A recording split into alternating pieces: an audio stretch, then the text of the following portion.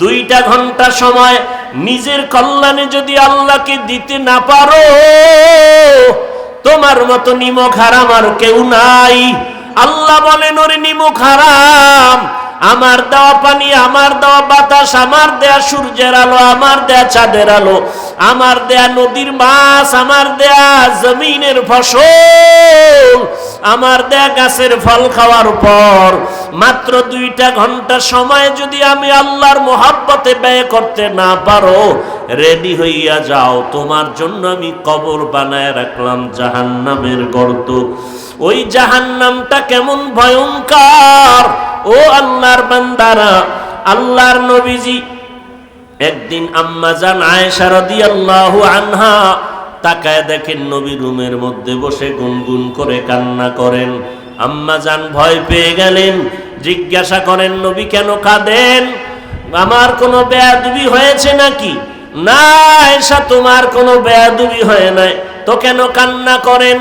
জাহান্নামের আগুনের ভয়, হাসরের ময়দানের ভয়ঙ্কর হালাতের কথা মনে পড়ে গেল। হাসরের ময়দানের ভয়ঙ্কর হালাত এত কঠিন হবে যে নবীদের কোনো গুনাহ নাই, তারপরও তারা নাফসি নাফসি নাফসি বলে কান্না করবেন।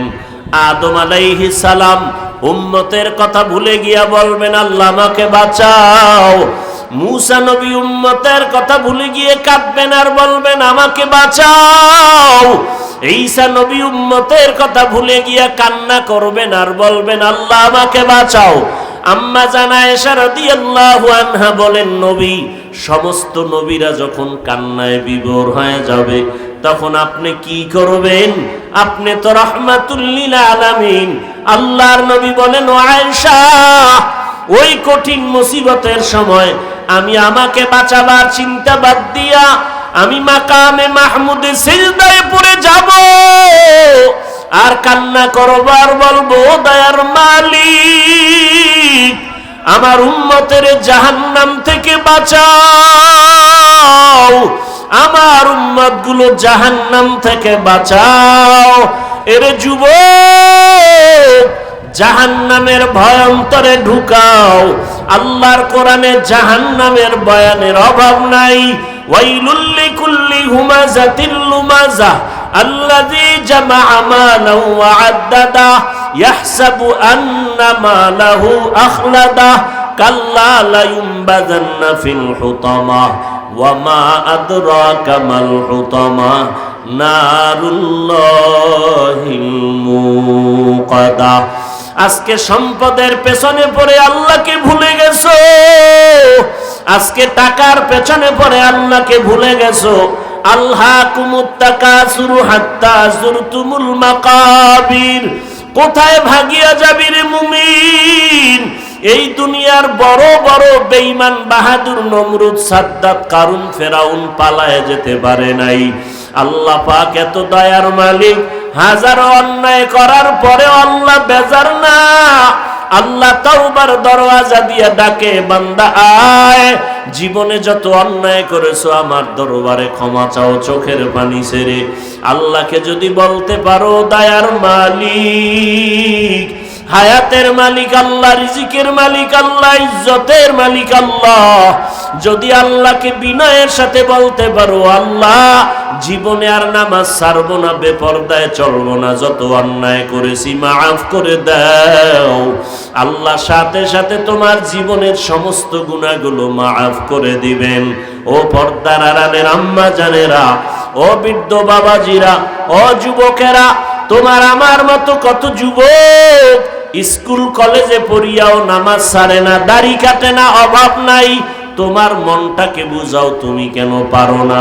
আল্লাহ কি তোমার উপরে বেজার, নাকি তোমার মা বাবার বরদোয়া কপালে লেগে গেল? তোমার আমার মতো কত বান্দা চাকরি করে, ব্যবসা করে, নামাজ পড়ে, দাড়িওয়ালা, অভাব নাই। নিজেকে প্রশ্ন করো, তুমি কেন পারবা না রে বাবা? তুমিও মানুষ, আমিও মানুষ, তুমিও আল্লাহর গোলাম, আমিও আল্লাহর গোলাম। আসলে তোমার মরণের ভয় নাই। কয়দিন আর বাঁচবারে যুবক? ওই মরণের কথা স্মরণ করে এখনো তওবা করে নাও। মনে মনে আল্লাহকে ডাকো আর বলো, হে মালিক, জীবনে শয়তানের ধোকায় পড়ে বহু অন্যায় করেছি রে আল্লাহ, কেউ আমার গুনার খবর জানে না, আমার মা বাবা আপনজন কেউ জানে না, তুমি জানো। আজকে থেকে তওবা করে নিলাম, নামাজ ছাড়বো না, বেপরদায় চলবো না, তোমার ইবাদতে জীবনটা কাটায় দিব, নবীর তরিকা মতে চলবো, দেশ ও জাতির বিরুদ্ধে ষড়যন্ত্র করব না, মা বাবার দোয়া নিয়ে চলবো, উলামায়ে কেরামের পরামর্শ নিয়ে নবীর তরিকা মতে আমল করব। আল্লাহর কাছে যদি তওবা করার মতো করতে পারো, জীবনের সব গুনাহ আল্লাহ এক তওবার বিনিময়ে মাফ করে দিবেন। আল্লাহর কাছে মনে মনে বলো, আল্লাহ জীবনের খাঁটি তওবা করিয়া নেক আমল নিয়ে কবরে যাওয়ার তৌফিক দান করেন, আমিন। আমি পরিশেষে আপনাদের দোয়া নেওয়ার আশায় সংক্ষিপ্ত কিছু কথা বলার জন্য কোরআনে হাকিমের এক আয়াতংশ তিলাওয়াত করেছি। রসুল আরবি সাল্লাল্লাহু আলাইহি ওয়া আলিহি ওয়াসাল্লামের অসংখ্য অগণিত অমীয় বাণী হাদিস শরীফের মধ্য থেকে এক টুকরো হাদিস পড়েছি। আয়াত হাদিসের আলোকে ইখলাস ও রুহানিয়াতের সমন্বয়ে কিছু কথা বলার মতো, শুনবার মতো আমাকে আপনাদের সকলকেই আল্লাহ পাক রব্বুল আলামিন তৌফিক দান করেন। ওয়ামা খালাকতুল জিন্না ওয়াল ইনসা ইল্লা লিয়াবুদুন। আল্লাহ পাক রব্বুল আলামিন বলেন, আমি জিন ও ইনসানকে সৃষ্টি করি নাই, হ্যাঁ সৃষ্টি করেছি একমাত্র আমার ইবাদতের জন্য। পয়গম্বরে আরবি সাল্লাল্লাহু আলাইহি ওয়া আলিহি ওয়াসাল্লাম ইরশাদ করেন, লা তাআতা লি মাখলুকিন ফি মাসিয়াতিল খালিক। আল্লাহকে অসন্তুষ্ট করে পৃথিবীর ভিন্ন কারো আদেশ নিষেধ মেনে নেওয়া হারাম। আল্লাহকে অসন্তুষ্ট করে পৃথিবীর কারো কোনো কথাকে প্রাধান্য দেওয়া সম্পূর্ণ হারাম। কারণ আল্লাহ হলেন আমার আসল, আল্লাহ আমার আপন। বাকি দুনিয়াবি লাইনে আমার মা, আমার বাবা, আমার ওস্তাদ যারাই আছেন এরা আমার সাময়িক সময়ের জন্য আপন, কিন্তু কেউ আসল নয়। আল্লাহ পাক রব্বুল আলামিন মানুষকে কেন সৃষ্টি করেছেন তা এখানে উল্লেখ করেছেন। আল্লাহ প্রথমে ডাইরেক্ট যদি বলতেন আমি মানুষ এবং জিনকে সৃষ্টি করেছি আমার ইবাদতের জন্য, এভাবে বললেও পারতেন, কিন্তু আল্লাহ প্রথমে বললেন আমি মানুষ ও জিন সৃষ্টি করিই নাই। হ্যাঁ করেছি একটা কাজের জন্য। জিন ও ইনসানকে সৃষ্টি করি নাই কথা প্রথম বলে মানুষের ব্রেনকে পরিপূর্ণ ক্লিয়ার করলেন, হে মানব জাতি, তোমাদেরকে সৃষ্টি করার কোনো কারণ নেই, একটা কারণেই তোমাদেরকে সৃষ্টি করা হয়েছে, সেটা হলো তার ইবাদত করবা। ইবাদত কাকে বলে? আল্লাহ পাকের হুকুম জীবনে বাস্তবায়ন করার নাম ইবাদত। এই ইবাদত আমরা কেন করব? একমাত্র তার উদ্দেশ্য আল্লাহ পাকের মোলাকাত, লক্ষ্য বিনিময় আমরা পাবো জান্নাত। ইবাদতটার সীমানা কতটুকু? মসজিদ, মাদ্রাসা, ওয়াজের প্যান্ডেল বলে না। আপনার আমার এই হায়াতি জিন্দেগির বডি যেখানে যাবে সেখানেই ইবাদত চলবে। আপনি বাজারে যাবেন সেখানে ইবাদত, আপনার এই জিন্দা বডি বাথরুমে যাবে সেখানেও ইবাদত। ইবাদতটা কি সিস্টেমে করবেন? প্রত্যেকটা কাজের একটা নিয়ম পদ্ধতি আছে। আল্লাহর ইবাদত করার পদ্ধতি একমাত্র আখিরি নবীর তরিকা, রহমাতুল্লিল আলামিনের তরিকার বাইরে কোনো কাজ নাই। কাজ করলেও সেটা ইবাদত হবে না। নবীজির তরিকা এতটা পাওয়ারফুল এবং এতটা পারফেক্ট যে রসুলের তরিকা বা আদর্শের মতো আর জমিনে কোনো আদর্শই নেই। যদিও বহুজন পণ্ডিতেরা, মনীষীরা আমাদের বাজারে আমাদের সামনে অনেক আদর্শ বিক্রি করেছে, কিন্তু এই আদর্শ দিয়ে মানুষ কখনো কল্যাণ পায়নি, শান্তি পায় নাই। এজন্য পায় নাই কারণ দুনিয়ার সমস্ত মানুষের আদর্শগুলো নাপাক, একমাত্র শুধুমাত্র কেবলমাত্র রহমাতুল্লিল আলামিনের আদর্শই হলো পাক। দুনিয়ার মানুষের আদর্শ নাপাক কেন? মানুষটাই নাপাক, দেমাগ নাপাক, ঘাম দুর্গন্ধযুক্ত, এরপরে যদি আরো নেশা পান করে, নাপাক জিনিস খায়, হারাম খায়, সুদ ঘুষের সাথে যদি জড়িত হয়, তাহলে তার রক্ত গোশত পর্যন্ত নাপাক হয়ে যায়। আর আমার রসুল কেমন পাক? রসুলের ঘাম থেকে আম্মাজান আয়েশা রাদিয়াল্লাহু আনহা বলেন, আমি বাথরুমে যাব তাও আমার ইবাদত, যদি আমি নবীর তরিকায় বাথরুমে যাই। নবীর তরিকায় বাথরুমে কেমনে যাবেন? বাথরুমে ডান পা দিয়া ঢুকবেন। কোন পা দিয়া? বাম পা দিয়া ঢুকবেন। জুতা পায়ে রাখবেন, দোয়া পরে ঢুকবেন। কোনো দোয়া না পারলেও বিসমিল্লাহ বলে ঢুকবেন। ঢুকায় মাথাও খালি রাখা যাবে না। বাথরুমের হালাতে পায়েও জুতা রাখতে হবে, মাথাও খালি রাখা যাবে না। বাথরুমের স্থানে গিয়ে বসবেন, বাম পায়ের উপরে ভর করে বসবেন, এটাও রসুলের তরিকা। আবার ডান পা দিয়া বের হবেন। বাথরুমের মধ্যে যতটুকু সময় কাটলো, এই সময়টাও আল্লাহ আপনার অনর্থক দিবেন না। আল্লাহ কারণ আদর করে বানাইছেন মানুষ। আল্লাহর কাছে মানুষের মতো আদরের কোনো পাত্র নাই। আল্লাহ পাক রব্বুল আলামিন এই মানুষকে এত আদর করে বানাইছেন। 7টা আসমান আল্লাহ বানাইছেন, জমিন বানাইলেন। এত বিশাল আসমান, এ জমিন থেকে 500 বছরের উপরে দূরত্ব আসমান। নবীজি বলেন আবার প্রত্যেকটা আসমান একটার থেকে আরেকটা বড়। এই জমিন থেকে প্রথম আসমান 500 বছরের দূরত্ব, আবার ওই আসমানটার ভেতরের জায়গাও 500 বছরের দূরত্ব। দ্বিতীয় আসমানের আগে আবার এই মহাশূন্য খালি জায়গা, 500 বছরের দূরত্ব। এইভাবে আল্লাহ 7টা আসমান বানায় রাখছেন। 7টা মহাশূন্য আছে, এক একটা আসমান থেকে আর এক আসমানের মাঝখানে ফাঁকা, 500 বছরের দূরত্ব। এই রকম আসমান আছে 7টা। আল্লাহ আসমান এমন ভাবে টানায় রাখছেন, নিচের থেকে কোনো খুঁটিও নাই, উপর থেকে কোনো রশির টানাও নাই। আজও পর্যন্ত আসমান কখনো নড়াচড়া করে নাই। এরকম 7টা জমিন আল্লাহ বানায় রাখছেন। আল্লাহ বলেন এত বিশাল আসমান, এত বিশাল 7টা জমিন আমি মাত্র বানাইতে সময় লাগলো মাত্র 6 দিন। ফি সিত্তাতি আইয়াম। 7 আসমান 7 জমিন বানাইতে আল্লাহর সময় লাগছে কয়দিন? বলেন না কেন? মাত্র 6 দিন। আর আপনার আমার মতো বান্দা নাপাক পানির থেকে মায়ের গর্ভে আল্লাহ বানাইছেন।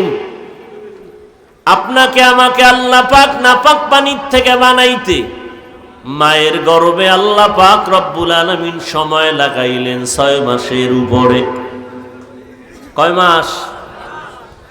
মাত্র 1 কেজি 1.5 কেজি ওজনের আমি বান্দা। আমার জন্মের সূত্র হলো নাপাক পানি।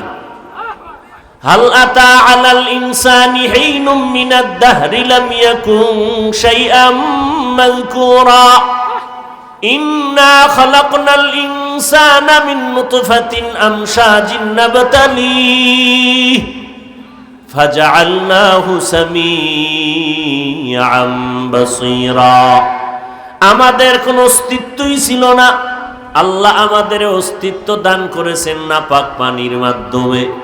এই নাপাক পানিটাকে ফেরেশতার মাধ্যমে 40 দিন শোধন করাইয়া এই পানিটাকে আল্লাহ রক্তের খণ্ড বানায় দিলেন।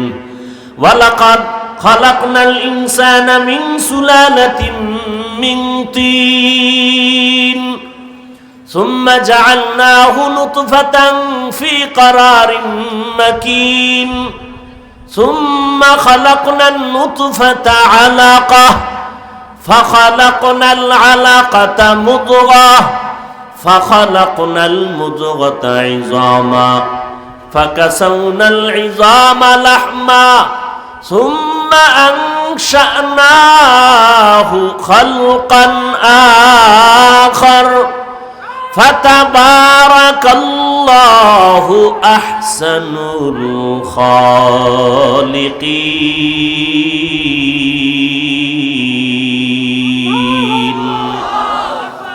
আল্লাহ তাআলা বলেন এই নাপাক পানিটাকে আমি রক্তের পিণ্ডতে পরিণত করে দিলাম। আবার 40 দিনের শোধনে এই রক্তকে গোশতের টুকরা, গোশতের উপরে আবার হাড্ডি দিলাম, আবার হাড্ডির উপরে গোশতের প্রলোভ দিয়া আমি আল্লাহ সুন্দর একটা মানুষের সুরতের স্ট্রাকচার তৈরি করে ফেললাম। এরপরে আমি আল্লাহ রুহু দান করলাম। ও বান্দা, আমি রুহু দেওয়ার পরেই তোমার নাড়াচাড়া শুরু হয়ে গেল। আমি তোমার কেমন দয়ার মালিক, আমি তোমার কেমন রব। রুহুটা আসার পরে তোমার ক্ষুধার যখন উদ্বেগ হলো পেটের মধ্যে, আমি আল্লাহ মুখ দিয়া খানা ঢুকাই নাই, মায়ের নাভির সাথে তোমার নাভিতে তার লাগাইয়া খানার আয়োজন করে দিলাম। ও বান্দা, তোমাকে আমি প্যাকেটের মধ্যে প্যাকেট করে করে আটকাইয়া রাখলাম। দুনিয়াতে আসার আগেই তোমার মায়ের বুকে খানার আয়োজন করে দিলাম। আমি আল্লাহ পাক রব্বুল আলামিন তোমার চাহিদা পূরণের জন্য চাওয়ার আগে সব আমি ব্যবস্থা করে দিলাম। এরে বান্দা, দুনিয়াতে আসার পরে তুই দাঁড়াইতে পারবি না, বসতে পারবি না, কথা বলতে পারবি না, কিন্তু ক্ষুধা লাগবে। ক্ষুধা নিবারণের জন্য আমি খানার আয়োজন করে দিলাম। আমার বাচ্চা ছোট, মা ওর খানার জন্য সুজি পাকায়, দুধ দেয়, পানি দিয়া কত গরম লাগায়, লবণ লাগায়, আবার ওই গরম সুজিটাকে আধা ঘন্টা ঠান্ডা করে এরপরে 2-4 চামচ বাচ্চাটারে সুজি দেয়। দীর্ঘ টাইম ওই সুজি রাখার পরে ফেলে দেয়, খারাপ হয়ে গেল। এই সুজি আর বাচ্চার পেটের মধ্যে দেয়া যাবে না। আল্লাহ পাক রব্বুল আলামিন বলেন, এরে গোলাম, আমি তোরে কেমন আদর করে তৈরি করেছি। আমি তোর মায়ের বুকে এমন খানার আয়োজন করে দিলাম, চিনিরও কোনো প্রয়োজন হবে না, লবণেরও প্রয়োজন হবে না, পানির প্রয়োজন হবে না, গরমের প্রয়োজন হবে না, ঠান্ডা করার প্রয়োজন হবে না। আমি আল্লাহ পাক রব্বুল আলামিন তোমার জন্য এমন সুন্দর দুধের ব্যবস্থা করে দিলাম। ও বান্দা, আমি আল্লাহ এর বিনিময় তোমার হাঁটার সময় মতো হাঁটার ব্যবস্থা করে দিলাম। তোমার দুনিয়াতে চলার জন্য আমি আল্লাহ দাঁত দেই নাই। তোমার মা বাবা তোমার আমার কাছে কোনোদিন আবদার জানায় নাই, আল্লাহ সন্তান দিলা দাঁত দিলা না কেন, তাড়াতাড়ি দাঁত দাও, কোনোদিন মা বাবায় বলে নাই।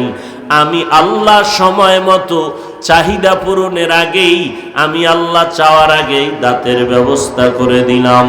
ও বান্দা, তোমার ঘুমের জন্য আরামের রাতের আয়োজন করে দিলাম। আলাম নাজালিল আরদা মিহাদা ওয়াল জিবালা আওতাদা ওয়া জাআলনাল লাইলা লিবাসা ওয়া জাআলনান নাহারা মাআশা। আমি আল্লাহ তোমার রাত পোশাক বানায় দিলাম, আরামে ঘুমাও।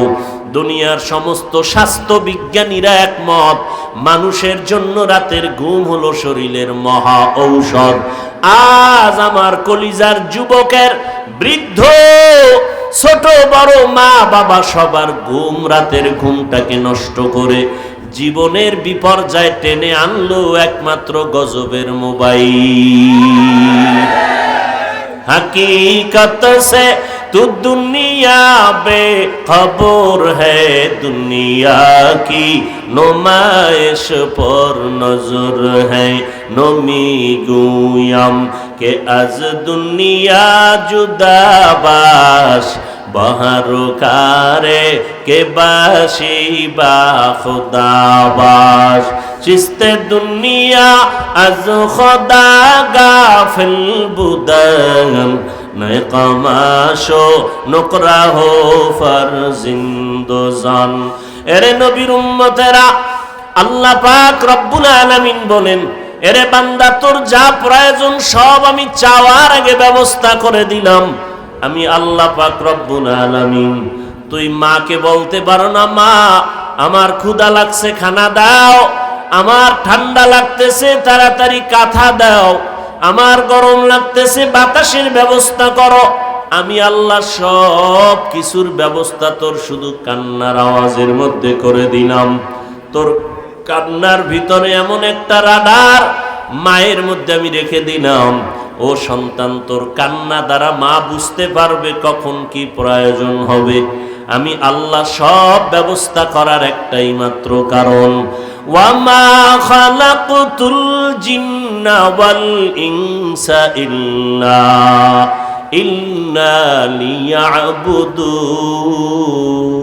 লিয়াবুদুন। মা খালাকতুল জিন্না ওয়াল ইনসি বাখা জুজ ইবাদত নিস্তে মাকসুদ আজ্জাহা। আল্লাহর ইবাদত এটাই আমার জীবনের বড় কাজ। ব্যবসা করাটাও ইবাদত, কারণ আমার নবী নিজেই ব্যবসা করেছেন। ও চাকরিজীবীরা, চাকরি করো ইবাদত। আমার নবীও চাকরি করেছেন। নবীর তরিকায় ব্যবসা করো ইবাদত। নবীর তরিকায় তুমি বান্দা চাকরি করো ইবাদত। ইবাদত করতে গেলে অনেক মানুষ মনে করে আমরা স্বাধীনতা হারায় ফেলবো, আমরা বন্দি খাঁচায় আটকায় যাব। এরে যুবক, ও পর্দার আড়ালের আম্মা জানেরা, ও বৃদ্ধ বাবাজি, আল্লাহ তাআলা মানুষের উপরে এমন কোন আদেশ চাপায় দেন নাই। লা ইউকাল্লিফুল্লাহু নাফসান ইল্লা উসাহা। আল্লাহ মানুষের উপরে কষ্ট হবে, কঠিন হবে এমন কোন আদেশ নিষেধ আল্লাহ করে দেন নাই। আল্লাহ বলেন, বান্দা ইবাদতের মধ্যে জীবনটা কাটায় দিবা। তার মানে এটা না সারা রাত তুমি তসবিহ নিয়ে যায় নামাজে নামাজ পড়বা আর কান্না করবা, এটা না। দিনের বেলা তুমি রোজা রাখবা, জিহাদ করবা, এই কাজ না। বরং তুমি বান্দা নামাজ পড়ো, পর্দা করো, হালাল খাও, ব্যবসা করো, লেখাপড়া করো, বাধা নাই। ওরে দুনিয়ার মুমিন, চাকরি করো, বাধা নাই, লেখাপড়া করো, বাধা নাই, স্কুলে পড়ো, কলেজে পড়ো, সব তোমার জন্য ইবাদতে পরিণত হবে যদি তুমি আমার আল্লাহর সন্তুষ্টির জন্য নবীর তরিকায় পড়ো। একটা ছেলে ডাক্তারি পড়ে কলেজে, কি বিষয়, তার উদ্দেশ্য কি? যে দুনিয়ার কোনো বেঈমানেরা যদি হঠাৎ বলে দেয় মুসলমানের কোনো চিকিৎসা আমরা দিব না, তখন মুসলমান ডাক্তার হইয়া বেঈমানের চ্যালেঞ্জ গ্রহণ করে বলবে, রে বেঈমান, তোদের দেওয়া চিকিৎসা আর ঔষধ আমাদের প্রয়োজন হবে না, আমাদের মুসলমানের জন্য আমরা মুসলমান ডাক্তারেরাই যথেষ্ট। এই নিয়তেও যদি যুবক তুমি কলেজে পড়ো, তোমার এই লেখাপড়াটাও নেকের পাল্লায় ওজন হয়ে যাবে। ইবাদত করতে গিয়ে আল্লাহ কারো ব্যবসা বন্ধ করতে বলেন নাই, বরং আল্লাহ কোরআনে বলেন, আহাল্লাল্লাহুল বাইআ ওয়া হাররামার রিবা। ব্যবসাকে আমি হালাল করেছি, সুদকে আমি হারাম করে দিয়েছি। অতএব ওরে আল্লাহর গোলাম, ইবাদত করতে গিয়ে ব্যবসা বন্ধ করতে হবে না, চাকরিও ছাড়তে হবে না, তোমার ঘুম নষ্ট করা লাগবে না, লেখাপড়া বন্ধ করার কোনো প্রয়োজন হবে না। এরে যুবক আল্লাহর গোলাম, ও আল্লাহর বান্দারা, স্কুলে পড়ো, কলেজে পড়ো, বাধা নাই। আল্লাহ বলেন, পুরা দিন আর রাত আমি 24টা ঘন্টায় ভাগ করে দিলাম। এই 24টা ঘন্টার ভেতরে 22 ঘন্টা সময় তুমি তোমার ব্যক্তিগত কাজে ব্যবহার করো, ব্যবসা করো, চাকরি করো, লেখাপড়ার কাজে ব্যয় করো। বাকি থাকলো 24 ঘন্টার মাত্র 2টা ঘন্টা। এই 2 ঘন্টা তুমি তোমার কল্যাণে আমার কাছে দাও। তাও একত্রে দেওয়ার প্রয়োজন নাই, কারণ একসাথে 2 ঘন্টা দেওয়ার সময় তোমার হাতে নাই। তো কি করবা? আমি আল্লাহ তোমার সুবিধার জন্য আসান ভাবে ভাগ করে দিলাম। এমন ভাবে 2টা ঘন্টা তুমি দিবা যাতে তোমার লেখাপড়া, চাকরি, ব্যবসার কোনো ক্ষতি না হয়। ফজরের সময় তুমি ঘুম থেকে উঠিয়া 4 রাকাত নামাজে 20টা মিনিট সময় তুমি দাও, আবার একটু রেস্ট করে দোকানে চলে যাও।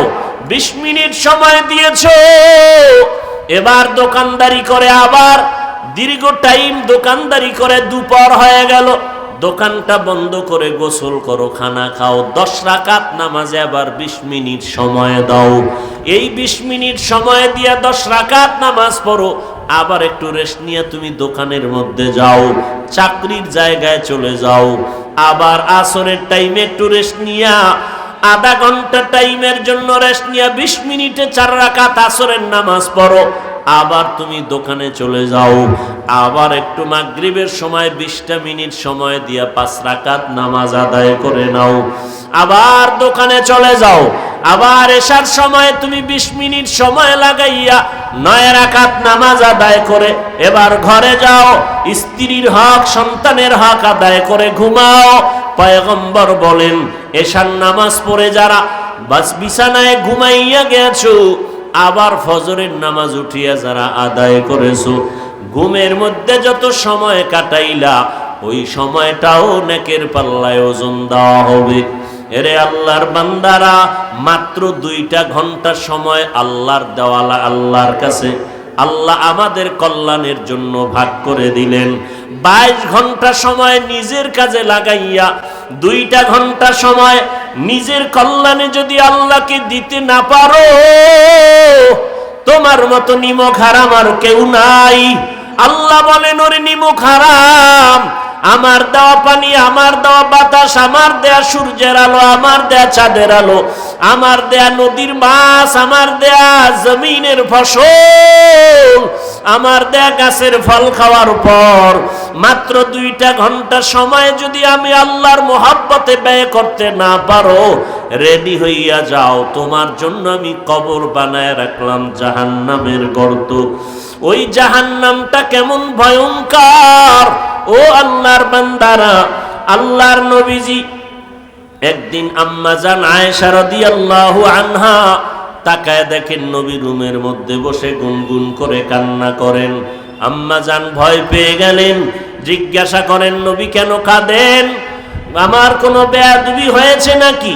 না আয়েশা, তোমার কোনো বেয়াদবি হয় নাই, তো কেন কান্না করেন? জাহান্নামের আগুনের ভয়, হাসরের ময়দানের ভয়ঙ্কর হালাতের কথা মনে পড়ে গেল। হাসরের ময়দানের ভয়ঙ্কর হালাত এত কঠিন হবে যে নবীদের কোনো গুনাহ নাই, তারপরও তারা নাফসি নাফসি নাফসি বলে কান্না করবেন। আদম আলাইহিস সালাম উম্মতের কথা ভুলে গিয়া বলবেন, আল্লাহ আমাকে বাঁচাও। মুসা নবী উম্মতের কথা ভুলে গিয়ে কাঁদবেন আর বলবেন, আমাকে বাঁচাও। ঈসা নবী উম্মতের কথা ভুলে গিয়া কান্না করবেন আর বলবেন, আল্লাহ আমাকে বাঁচাও। আম্মা জান আয়েশা রাদিয়াল্লাহু আনহা বলেন, নবী, সমস্ত নবীরা যখন কান্নায় বিভোর হয়ে যাবে তখন আপনি কি করবেন? আপনি তো রাহমাতুল লিল আলামিন। আল্লাহর নবী বলেন, ও আয়েশা, ওই কঠিন মুসিবতের সময় আমি আমাকে বাঁচাবার চিন্তা বাদ দিয়া আমি মাকামে মাহমুদে সিজদায় পড়ে যাব আর কান্না করবার বলবো, দয়ার মালিক, আমার উম্মতের জাহান্নাম থেকে বাঁচাও, আমার উম্মতগুলো জাহান্নাম থেকে বাঁচাও। এর যুবক, জাহান্নামের ভয়ন্তরে ঢুকাও। আল্লাহর কোরআনে জাহান্নামের বয়ানের অভাব নাই।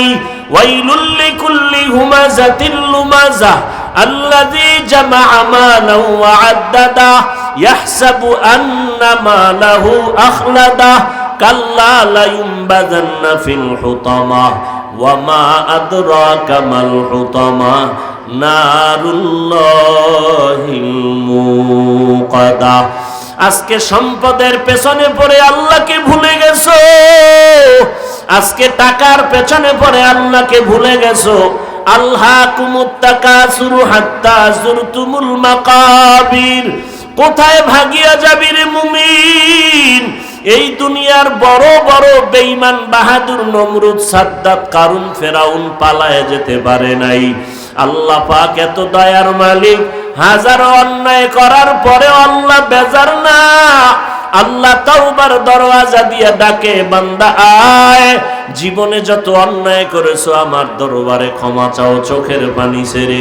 আল্লাহকে যদি বলতে পারো, দয়ার মালিক, হায়াতের মালিক আল্লাহ, রিজিকের মালিক আল্লাহ, ইজ্জতের মালিক আল্লাহ, যদি আল্লাহকে বিনয়ের সাথে বলতে পারো, আল্লাহ জীবনে আর নামাজ ছাড়বো না, বেপরদায় চলবো না, যত অন্যায় করেছি মাফ করে দাও, আল্লাহ সাথে সাথে তোমার জীবনের সমস্ত গুনাহগুলো মাফ করে দিবেন।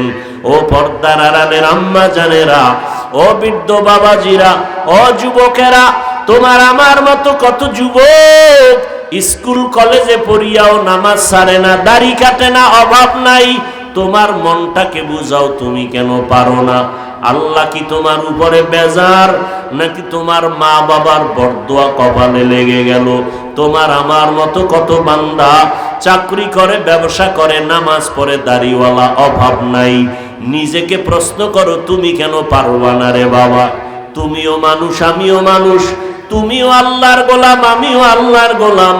আসলে তোমার মরণের ভয় নাই, কয়দিন আর বাঁচবারে যুবক?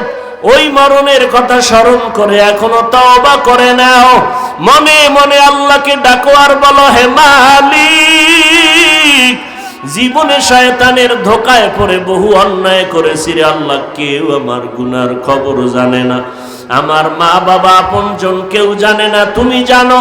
আজকে থেকে তওবা করে নিলাম, নামাজ ছাড়বো না, বেপরদায় চলবো না, তোমার ইবাদতে জীবনটা কাটায় দিব, নবীর তরিকা মতে চলবো, দেশ ও জাতির বিরুদ্ধে ষড়যন্ত্র করব না, মা বাবার দোয়া নিয়ে চলবো, উলামায়ে কেরামের পরামর্শ নিয়ে নবীর তরিকা মতে আমল করব। আল্লাহর কাছে যদি তওবা করার মতো করতে পারো, জীবনের সব গুনাহ আল্লাহ এক তওবার বিনিময়ে মাফ করে দিবেন। আল্লাহর কাছে মনে মনে বলো, আল্লাহ জীবনের খাঁটি তওবা করিয়া নেক আমল নিয়ে কবরে যাওয়ার তৌফিক দান করেন, আমিন। আলহামদুলিল্লাহি রাব্বিল আলামিন, ওয়াসসালাতু ওয়াসসালাম।